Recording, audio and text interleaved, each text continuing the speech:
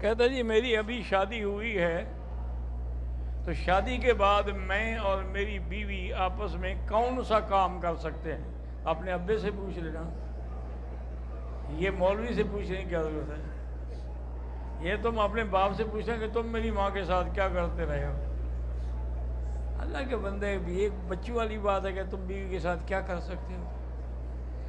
بیوی کے ساتھ جو ہے وہ ناجائز عمل نہ کرو، غیر فطری فعل نہ کرو، باقی تمہیں اجازت ہے۔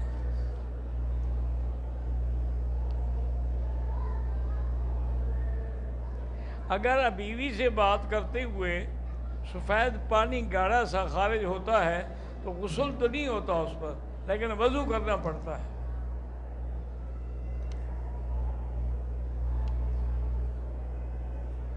کہتے جی میری بھانجی ہے، اس کو سانس کی نالی میں کینسر ہو گیا ہے، اللہ معاف کرے، تو اس کے لیے دعا کہ اللہ سب کو شفا عطا فرمائے، ہر بیمار کو شفا عطا فرمائے۔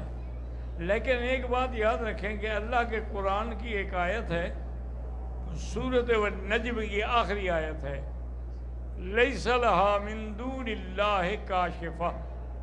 یہ آیت جو ہے اس کے دو طریقے ہیں، یا تو ایک ہی دفعہ 1001 دفعہ پڑھ کے پانی پہ دم کر کے رکھ دیں، یا ہر نماز کے بعد 100 دفعہ پڑھ لیا کریں اور پانی پہ دم کر کے اسی کو پلائیں۔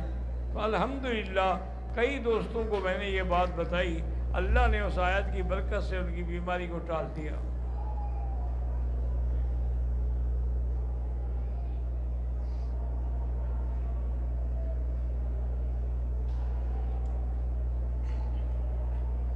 کہتا جی کہ میرے والد کا مجھے بہت شوق تھا کہ میری شادی کو دیکھتے، لیکن اللہ کی شان ہے کہ وہ میری شادی سے پہلے فوت ہو گئے، اللہ کو پیارے ہو گئے، میری شادی بعد میں ہوئی۔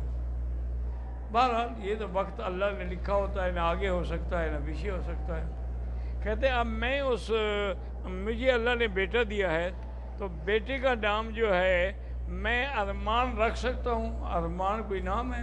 وہ یعنی باپ کو جو ارمان تھا نا دیکھنے کا، یہ اس لفظ کو بیٹے کا نام بنا